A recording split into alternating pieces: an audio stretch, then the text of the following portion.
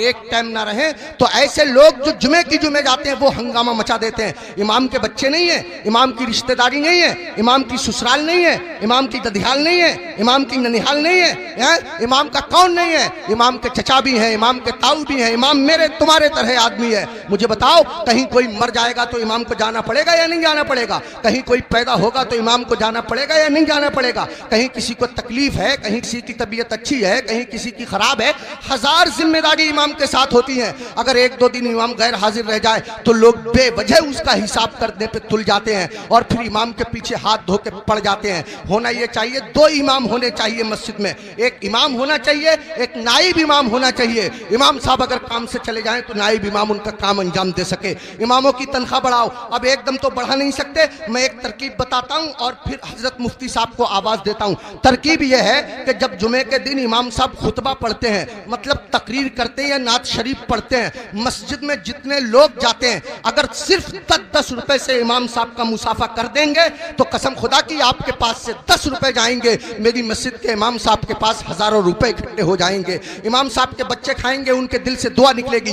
देखो, अगर इमामों की तनख्वाह कम होती है तो नमाजें खराब होती हैं। आप कहेंगे कैसे? मैं बताता हूं आपको। इमाम साहब की तनख्वाह 4000, बीबी की दवा चल रही है 3000 रुपया महीना की, 100 रुपया रोज उसकी बीबी की दवा चलती है। अब कितने रुपए बच्चे उसके पास? 1000। उसमें गैस सिलेंडर भी है, उसमें तेल भी है, उसमें नमक मिर्च भी है, उसमें दालचीनी पत्ती भी है, सब दुनिया भर के खर्चे। आप गौर कीजिए, अब इमाम साहब मस्जिद के मुसल्ले पे खड़े हैं, नियत बांधे हुए नमाज की, अब पढ़ रहे हैं सुब्हानक अल्लाहुम्मा व बिहम्दिका व तबारक अस्मुका व तआला जद्दुक व ला इलाहा गैरुक। अब सुबहाना जब खत्म हुआ तो इमाम साहब मन मन में सोच रहे हैं, यार कोई मर भी तो नहीं रहा है, 40वां हो जाता, कुछ रुपए मिलते, खर्चा चल जाता, यार किसी की शादी भी तो नहीं हो रही है, निकाह पढ़ाने के लिए मिल जाता। इमाम साहब खड़े हैं मुसल्ले पे, सोच रहे हैं, पढ़ रहे हैं 40वां, खड़े हैं मुसल्ले पे, पढ़ा रहे हैं निकाह। कसम खुदा की अगर तुम लोगों ने अपने इमाम की तनख्वाहें माकूल रखी होती तो तुम्हारा इमाम जहां होता इमाम की नीयत भी वही होती, तुम्हारा इमाम जहां होता इमाम का दिल भी वही होता, तुम्हारा इमाम जहां होता इमाम का ख्याल भी वही होता। इमामों की तनख्वाहें बढ़ाओ, मिला करो, हर हफ्ते मामूल बना लो। जब तुम कमाते हो, हजारों कमाते हो, मामूल बना लो कि हर महीने में इमाम साहब को गौसे आजम की तरफ से 11 रुपए दूंगा या 1100 रुपए दूंगा या 500 रुपए दूंगा। महीने में तुमको तनख्वाह मिले 10,000, महीने में तुमको तनख्वाह मिले 15,000, 8,000, 8,000 में से 100 रुपए चुपके से जाओ इमाम साहब से मुसाफा करके आ जाओ। अगर बस्ती में 100 घर हैं, सबके सब 100-100 रुपए से मुसाफा करेंगे, हिसाब जोड़ आप लेना रुपए कितने हो जाएंगे, इमाम साहब का काम हो जाएगा। मैं कहना ये चाहता हूँ, इतना बड़ा इमाम, कभी तुमने सोचा, तुम लोग अपने बिस्तर पे सोते रहते हो फजर की नमाज के वक्त, तुम्हारा इमाम तुम्हारी बस्ती की मस्जिद के मुसल्ले पे बैठ के तुम्हारे लिए दुआ कर रहा होता है, या अल्लाह मेरी बस्ती पे करम फरमा, या अल्लाह इस बस्ती पे रहम फरमा, लोगों के कारोबार में बरकत अता फरमा, इज्जत की हिफाजत फरमा, दौलत की हिफाजत फरमा, आबरू की हिफाजत फरमा। और तुम उसी इमाम के पीछे पड़े रहते हो जो तुम्हारे लिए दुआएं करता रहता है। एक आदमी पड़ा रहता था बहुत इमाम के पीछे, एक दिन पकड़ लिया इमाम साहब ने, अबे फजर की नमाज पढ़ी है? बोला बिल्कुल पढ़ी है। इमाम साहब बोले कै रकअतें पढ़ी है? बोला 10। का फजर में 10 हो गए रे?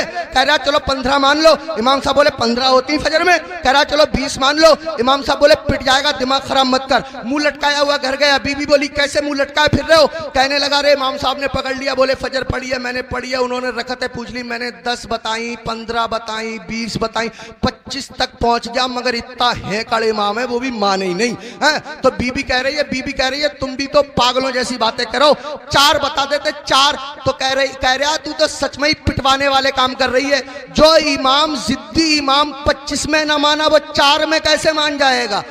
25 में माना नहीं, 4 में मान जाएगा। पिटवाने वाले काम कर रही है। इमामों के करीब आओ, इमामों का ख्याल रखो। जब खाना खाने बैठा करो इमाम को फोन कर लिया करो, हजरत खाना खाया नहीं खाया, आया नहीं आया, अगर आया तो क्या आया।